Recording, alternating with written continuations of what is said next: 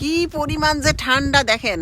আজকে স্নো পড়ছে, সন্ধ্যার পর চারদিকে সাদা হয়ে আছে, কিন্তু ঠান্ডায় কুলানো যাচ্ছে না।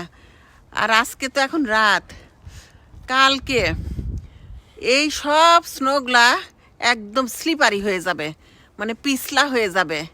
জীবনযাত্রা যে কত কষ্টের হয়ে যাবে না রাস্তাঘাটে।